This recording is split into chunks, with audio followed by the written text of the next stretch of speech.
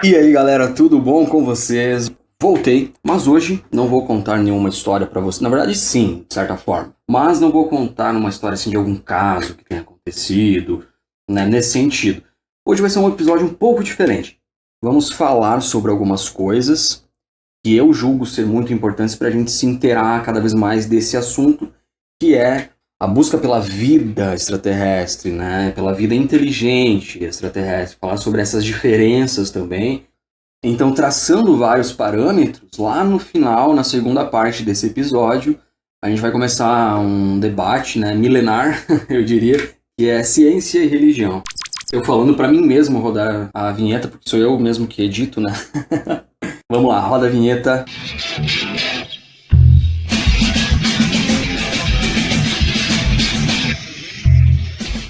Vida fora da Terra.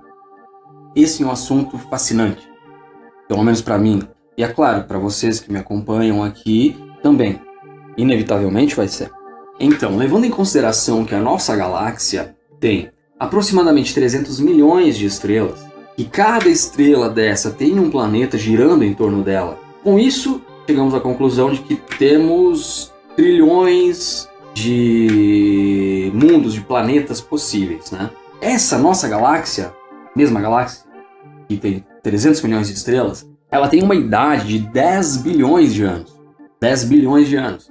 Vejam bem, comparando com a Terra, que tem mais ou menos 4 bilhões e meio de anos, a galáxia é muito mais velha, né? E em comparação com o universo, muito mais. O universo tem aproximadamente 14 bilhões de anos. Então, né, deixem esses números gravados na sua cabeça e não esqueçam deles até o final desse episódio, ok? Tá, e essa nossa galáxia, qual é o tamanho dela? Cara, a nossa galáxia, ela tem aproximadamente 100 mil anos-luz de tamanho, entendeu? Isso quer dizer que para você sair de um ponto dela e chegar até o outro ponto, isso levaria 100 mil anos-luz. Então vocês conseguem imaginar a imensidão e quantas possibilidades existem para todas essas perguntas que a gente tem. São inúmeras, são inúmeras. Bom, sabendo então que a nossa galáxia tem esse tamanho, tem essas possibilidades, vamos começar a entrar em vários pontos e traçar vários parâmetros para ir tentando entender tudo isso. Essa busca pela vida extraterrestre e pela vida inteligente extraterrestre, vejam bem que há uma diferença entre vida e vida inteligente, né? Vida, ela pode ser bactérias, enfim, assim como a Terra era há bilhões de anos atrás. A vida inteligente daí é um pouco mais complexo. A vida inteligente é uma questão que também traz com ela várias perguntas e tem essa diferença. Às vezes as pessoas confundem, misturam e não conseguem separar. Isso é diferente, entendeu? Até alguns dias atrás surgiu a notícia, né? E acredito que vocês tenham visto isso em algum lugar, que identificaram uma possível presença de vida no planeta Vênus. Aí algumas pessoas, principalmente em grupos de WhatsApp, pessoas que gostam de disseminar fake news, já começam a criar várias teorias e etc, etc. A questão é que, sim, muito provavelmente vai ser confirmada essa presença de vida em Vênus. Mas essa vida não é uma vida complexa e inteligente, entendeu? Então é isso que as pessoas têm que saber separar. Pode ser qualquer coisa, como eu falei antes, bactéria e enfim, que eles tenham encontrado lá, que é sim uma prova de vida, que é diferente de vida inteligente. Então, levando em consideração todas essas coisas, será que vale a pena essa busca, essa procura pela vida extraterrestre? Qual é o custo-benefício disso, né? Existem muitas discussões, principalmente no mundo científico, se isso realmente vale a pena, porque é um processo muito complicado, é demorado, custa muito dinheiro, é uma questão muito, muito ampla, entendeu? É uma questão... é difícil, né? A gente pega como exemplo, quantos anos se passaram desde a ida do homem à Lua? Aí muitas pessoas se perguntam, tá, mas se existe alguma coisa lá, realmente, por que eles não voltaram ainda? Estamos em 2020 e agora tá tudo mais fácil. A questão é que a gente tem que levar em consideração que realmente pode não ser viável. Pode não ser uma questão muito viável, porque custa muito dinheiro, porque é um processo muito complicado. E qual é o retorno disso, né? Então existem muitas discussões acerca disso, mas até separei uma fala aqui do físico brasileiro Marcelo Gleiser, né? Um cara brilhante, assim, muito inteligente. Em algum momento ele deu um exemplo e fez uma comparação com a loteria. Quer dizer, Se é tão difícil, tão caro, tão complicado, só fazendo um adendo agora, né, sobre essa corrida espacial que vem desde a Guerra Fria, você tem notícia, né, que antigamente era uma questão entre Estados Unidos e União Soviética e hoje já se tornou uma questão muito maior. Temos aí o Japão, a China, a Índia e a própria SpaceX, ou seja, iniciativas privadas já, o que mostra que essa questão também já está se tornando uma questão comercial e não uma questão mais científica, de pesquisas e financeira, militar. É uma questão que está se tornando comercial com a própria SpaceX, do Elon Musk, que tem vários planos, né? A gente vê ele falando várias coisas e, enfim, só, né, fazendo esse adendo que hoje isso é um assunto muito maior do que já foi. Antes tinha, assim, uma briga muito forte entre duas potências e agora já entram outras nesse jogo e também iniciativas privadas, pessoas com muito dinheiro e com vontade de fazer as coisas. Então isso já vai mudando esse cenário de certa forma, o modo até de pensar sobre essas coisas. Mas voltando ali à fala do Marcelo Gleiser, que fez uma comparação com a loteria, que é a seguinte: como funciona a loteria? As pessoas costumam falar assim, olha, se você não jogar, você não vai ganhar. Ok, isso é um fato, mas um fato também é que é muito difícil, né? As chances são mínimas, as chances são realmente muito pequenas de você ganhar na loteria. Porém, se você não jogar, aí sim não vai ter nenhuma chance de você ganhar. Então, assim, por mais que as chances sejam mínimas, se a gente, ou o ser humano no caso, não procurar a vida fora daqui, nunca vai encontrar. Bom, dito tudo isso, traçado esses parâmetros até aqui, eu tenho certeza que vocês devem ter se perguntado várias vezes durante a minha fala, nesses minutos. Eu tenho certeza que vocês fizeram o seguinte questionamento para vocês mesmos. Ou para mim, né? Tá bom, Lucas. Se a nossa galáxia é tão velha, o universo é tão velho, se existem tantas estrelas e tantos possíveis planetas, se você está me dizendo que é praticamente impossível que não exista, aonde eles estão? Cadê? Cadê os ETs? Eu até falei sobre isso no primeiro episódio, né? Vou só puxar um gancho aqui. E aí a gente entra no paradoxo de Fermi, que eu já comentei no primeiro episódio, relembrando. O que seria o paradoxo de Fermi? É essa questão. Se existem tantas possibilidades, tantos dados, tantos números, se a vida fora daqui, se é tão provável e possível que exista, cadê? Cadê? E esse é o paradoxo de Fermi. Não me perguntem a resposta, eu não sei, talvez nunca alguém que ande aqui por esse planeta vai descobrir. Eu espero que sim, mas, enfim, é uma questão existencial nossa. Essa que é a verdade. E a gente tem que entender também que o pensamento humano, ele é limitado. Assim como eu disse antes, que é muito difícil, é caro, é um processo muito complexo, muito demorado. Tem esse ponto e tem também o ponto humano, psicológico das pessoas. A gente pensa assim, dando um exemplo, uma possível viagem até Marte. Só para vocês terem noção. Duraria aproximadamente 6 meses essa viagem.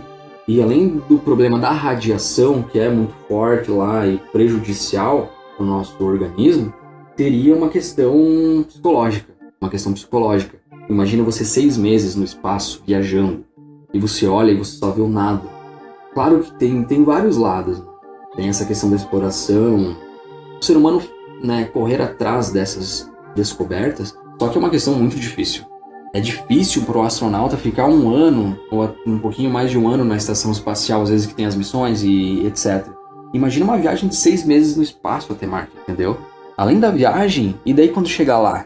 Nós somos seres que evoluímos e nascemos aqui na Terra, nós aprendemos a viver aqui, nós sabemos viver aqui. Então, a partir do momento que a gente sai do nosso planeta, é muito difícil.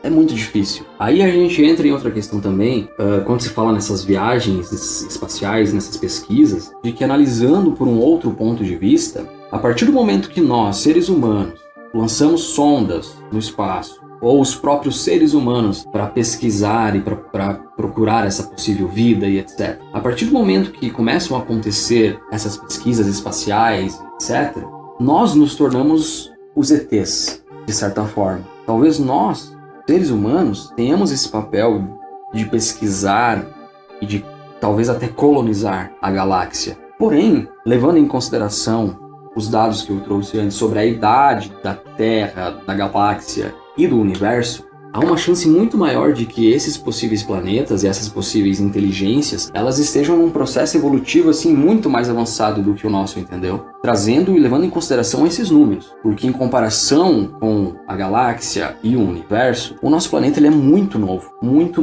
4 bilhões e meio de anos, e durante a maior parte do tempo, assim, uns 3 bilhões de anos era só bactéria. Então esse processo evolutivo, ele levou tanto tempo para acontecer, e durante esse tempo, tantas outras coisas aconteceram que a gente não tem nem noção, a gente se perde no tempo. Essa que é a verdade. Então a gente tem que levar em consideração isso, que o processo evolutivo ele é diferente em cada lugar. Nós conhecemos a vida como ela é aqui na Terra, porque nós somos daqui. A partir do momento que a gente para pensar se existe ou não vida fora daqui, a gente tem que pegar e quebrar esse paradigma, entendeu? E não esquecer tudo que a gente conhece sobre a evolução. Não. Mas a gente tem que parar para pensar que talvez em algum outro lugar tenha acontecido de uma forma diferente. Isso é muito possível. Então, é isso. A vida é isso. É um aglomerado de segredos. E é por isso que a gente tem que ser tão curioso. Porque se a gente não for curioso, a gente simplesmente vai aceitar a nossa vida, ser refém das perguntas, sem procurar uma resposta. E a gente nunca vai chegar a lugar nenhum. A gente vai passar por aqui e que bagagem a gente vai levar? Bagagem a gente vai deixar aqui? São várias questões. É realmente, como eu falei antes, uma questão existencial do ser humano entender que o pensamento dele tem um limite e que depois desse limite é o desconhecido e a gente não sabe o que acontece. E quanto mais a gente vai entrando nesse assunto, mais começam a surgir teorias possíveis, algumas muito mirabolantes e outras um pouco mais aceitáveis sobre tudo. Eu vou tentar lembrar de algumas aqui para abordar nesse episódio, como por exemplo, algumas pessoas acreditam e defendem que tudo isso aconteceu por acaso, entendeu? O nosso planeta, a vida aqui, aconteceu muito por acaso. Foi literalmente um milagre, foi um processo muito complexo que aconteceu e essas mesmas pessoas que acreditam e defendem isso, acreditam que vai desaparecer também por acaso. Deixa eu trazer mais algumas teorias aqui que são até interessantes. Ó, tem como algumas pessoas defendem e acreditam que eles vieram, né? Eu até falei sobre isso no primeiro episódio, que eles vieram realmente, os ETs, que eu digo, eles vieram, realmente são seres evoluídos e muito fodas, né? Eles vieram pra cá e deram uma olhada pra gente e, vazaram. Enquanto eles puderam, eles, vamos vazar antes que alguém veja, a gente tem que ficar aqui, nós estamos ferrados. Tem uma outra teoria que algumas pessoas defendem, que nós somos uma experiência deles, né? E que pode fazer sentido, quando a gente para pra pensar, é uma loucura total. Mas pensa que hoje, nós, seres humanos, né, no século XXI, 2020, estamos já fazendo pesquisas em engenharia genética, né, clones e... Enfim, algumas pessoas acreditam que nós somos uma experiência deles. Pode ser, né? Uma experiência que não deu muito certo e que o planeta Terra que seria tipo um zoológico. Seria um zoológico e nós estamos aqui presos, né? Numa realidade só nossa e que eles estão lá em algum lugar só monitorando. E também, deixa eu ver alguma outra teoria que eu separei aqui. Que nós talvez sejamos um game, né? Um videogame. E eles estejam lá controlando, jogando e se divertindo e... Eu não quero entrar em questões muito técnicas com vocês, porque não faz muito sentido, eu não sou um cientista, não sou um físico aqui para ficar cagando regra para vocês. Mas eu preciso ressaltar que esse contato, ele é muito difícil, assim, muito improvável, conhecendo as coisas como a gente conhece hoje, né? Com a tecnologia como a gente conhece hoje, a não ser que exista alguma inovação secreta que ninguém tenha, né? Ninguém tenha contado pro resto do mundo. Mas a questão é que é muito difícil, né? Fazer essas viagens interestelares. É muito difícil, muito complicado mesmo. Assim, é praticamente impossível. A gente não dispõe de tecnologia para fazer esse tipo de viagem. Demoraria muito tempo e muitos anos. Seria impossível. Mas sempre tem um mas. Sempre tem um mas. Sempre. A questão é que muitas coisas ainda podem surgir, muitas descobertas podem acontecer. Para pensar, a ciência ela surgiu há mais ou menos 400, 500 anos. Então a gente deu esse salto, vamos arredondar para 500 anos, de ter um telescópio para hoje estar mandando sondas para outros planetas, entendeu? Então eu sei que quando eu falo 500 anos, vocês vão falar, meu Deus, mas são 500 anos. Eu sei, são 500 anos, mas levando em consideração sobre o que a gente está falando, isso é um tempo muito curto, entendeu? É uma evolução tremenda da nossa raça. De há 500 anos atrás, a gente conseguir ter um telescópio para começar a observar as estrelas e os planetas, para hoje a gente está mandando sondas para esses planetas, para a exploração desses planetas, entendeu? É um salto muito grande, então vai saber. A gente não sabe o que vai acontecer daqui a 400, 500 anos, quantas inovações. Muita gente defende que em algum momento vão ser descobertos outros elementos, outras forças fundamentais que talvez tornem possível essa viagem à velocidade da luz. Então talvez torne possível essas coisas acontecerem, né? Esse salto tecnológico e de inovação e exploração. Então podemos conseguir fazer isso? Não sabemos. Temos que estar abertos a novas possibilidades, novas descobertas. Falando sobre as forças fundamentais, eu não sou um entendedor do assunto, mas eu anotei aqui para trazer para vocês: a gravidade, eletromagnetismo, a força nuclear fraca e a força forte. É como conhecemos o mundo hoje. Mas pode surgir uma quinta aqui, uma sexta, que torne possível essas coisas, ou que torne mais fácil acontecer. E nesse processo, nesses anos todos, com a ciência, a religião e o ser humano propriamente dito buscando essas respostas, cercado de mistérios, é que a gente chega a uma discussão que talvez ela exista desde o começo dos tempos e ela vai existir até o final dos tempos, caso exista um final dos tempos. Ciência e religião. Isso sempre foi uma questão para debate e para coisas até piores. É cultural do ser humano, né? A gente nasce, cresce e tem esse dogma, esse estigma de que ciência e religião nunca podem andar juntas. Ciência contra a religião é sempre uma disputa, adversário. Isso só vai virar uma briga e uma questão complicada e difícil de ser compreendida quando nela estão envolvidas pessoas ignorantes, né? Porque se você para pensar, se você acalma a tua cabeça, para pensar no lado radical e passa a entender as coisas com mais calma, você vai ver que uma pode ajudar a outra. Ou talvez elas não devam se ajudar, cada uma deve andar na sua ali, entendeu? Cada um na sua, mas nunca uma passar por cima da outra. Para a gente conseguir as respostas para as nossas perguntas, é importante que a gente tenha na nossa cabeça um equilíbrio entre esses dois assuntos. Nunca deixar um passar por cima do outro, nunca deixar a religião passar por cima da ciência e nunca deixar a ciência passar por cima da religião. Deve haver um equilíbrio no próprio pensamento do ser humano. E quando a gente entra nessa questão, sempre vem outras discussões entre razão e emoção, né? Ilusão e realidade.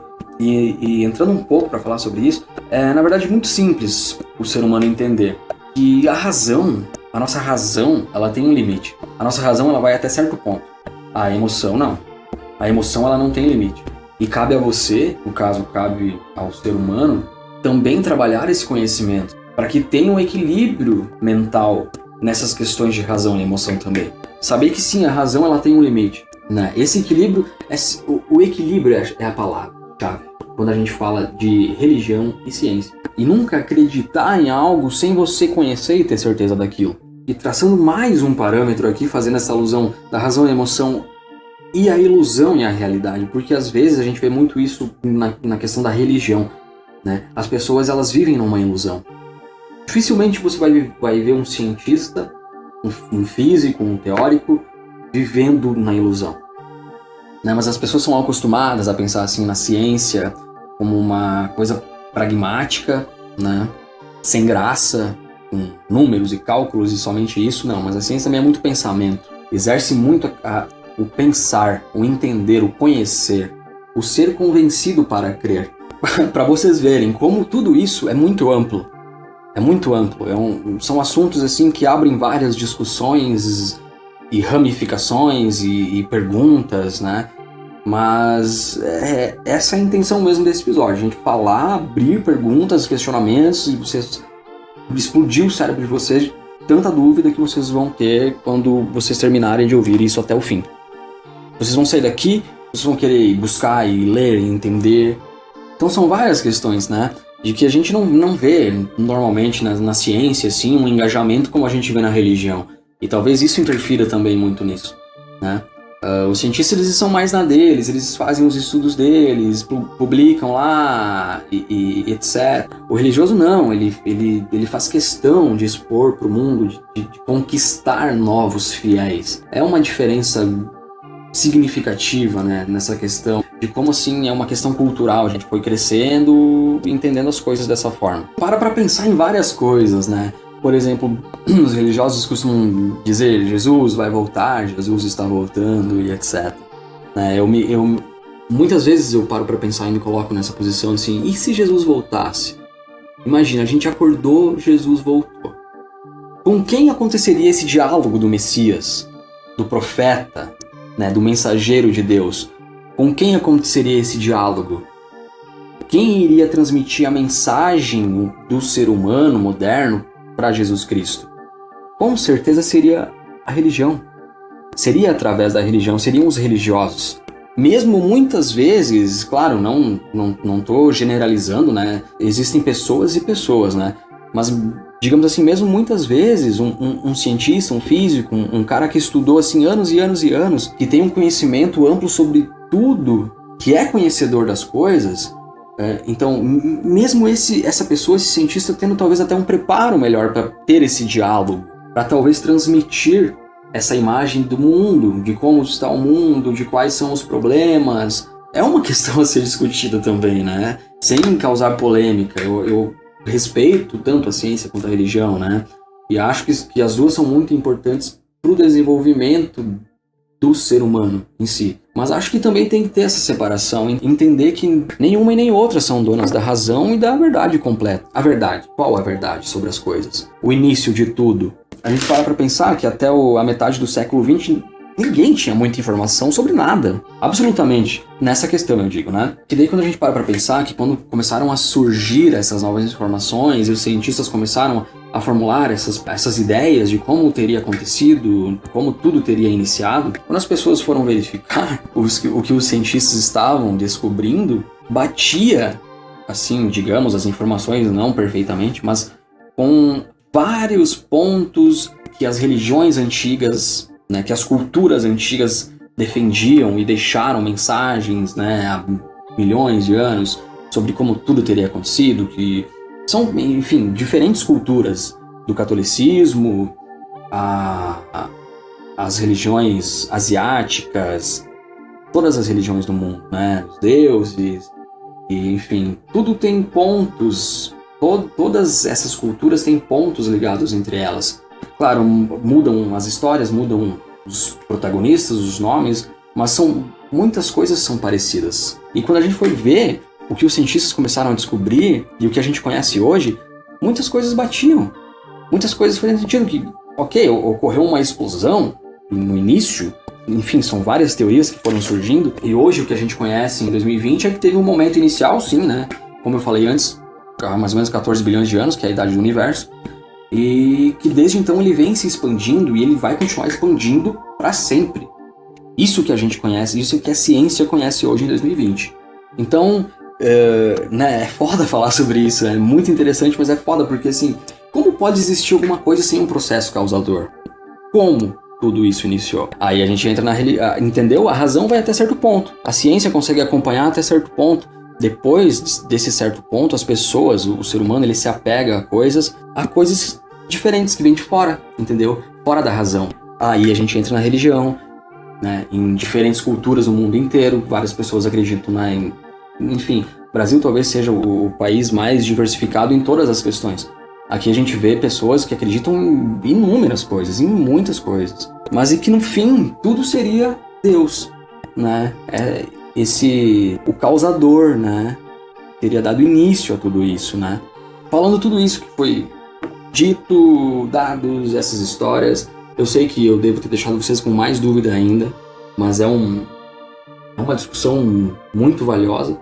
E eu espero que, a partir do momento que vocês desligarem e terminarem de ouvir esse episódio, vocês peguem e abram várias abas aí no Google de vocês e comecem a pesquisar. Todas as perguntas que vocês tiverem na cabeça de vocês, pesquisa, lê, procura, né? Tracem esses parâmetros entre culturas diferentes, entre religiões diferentes, entre ciência e religião. Tentem conhecer as coisas, porque só assim talvez a gente chegue ao ponto inicial de tudo e conheça e descubra as coisas. Ou pode ser que nós, a nossa geração não consiga, mas a gente vai ter colaborado muito para isso. Para as próximas gerações que forem surgindo, elas continuarem esse processo de busca, que é muito importante a gente conhecer e saber como tudo aconteceu. Quem somos nós, de onde a gente veio, para onde a gente vai. Então, galerinha, eu acho que esse talvez tenha sido o episódio mais longo aqui do podcast. E eu fico muito feliz que os ouvintes estejam crescendo. Quem me acompanha no Instagram aí, às vezes eu posto os números ali, e para mim é muito importante isso, e são números muito bons para mim, assim, porque eu não vivo disso, né? Tenho outras tarefas, né, durante o dia e não tenho muito tempo mesmo. Mas eu faço isso porque eu gosto, assim, Pra mim é como se fosse uma conversa, né? Eu gosto muito disso, de transmitir as coisas que eu vou conhecendo e que eu vou aprendendo. Quero agradecer muito vocês por essa força aí que vocês me dão. E que eu até não tinha dito isso em nenhum episódio, olha só que arrogância minha. Cara, se vocês tiverem ideias sobre assuntos, episódios, assim, me chama no Insta ali.